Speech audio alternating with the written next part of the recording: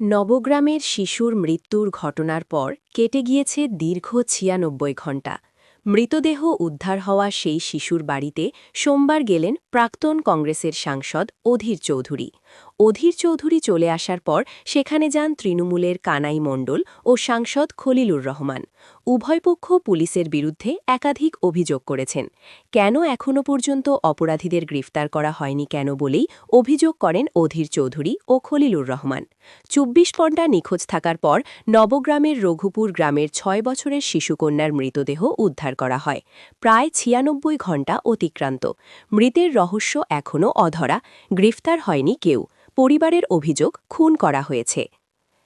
মৃতের মা অভিযোগ, আমার শিশু ঘুম থেকে ব্রাশ করে পড়তে বসেছিল, তারপর হঠাৎই নিখোঁজ হয়। ২৪ ঘণ্টা নিখোঁজ থাকার পর মৃতদেহ উদ্ধার হয়। পুলিশ ঠিকমতো তদন্ত করছে না। এখনও পর্যন্ত অধরা অভিযুক্তরা। আমরা চাই কে খুন করল আমার মেয়েকে তার শাস্তি হোক। কংগ্রেস নেতা অধীর চৌধুরী বলেন, পশ্চিমবঙ্গে নৈরাজ্য চলছে। আমি শিশু খুনের খবর পেয়ে ঘটনাস্থলে এসেছি। পরিবারের সদস্যদের সঙ্গে কথা বলেছি। আমরা চাই দোষীদের চিহ্নিত করে শাস্তির ব্যবস্থা গ্রহণ করুক। পুলিশ এখনও পর্যন্ত দোষীদের গ্রেফতার করতে পারেনি। পুলিশ ভূমিকা নিয়ে প্রশ্ন করেন অধীর চৌধুরী।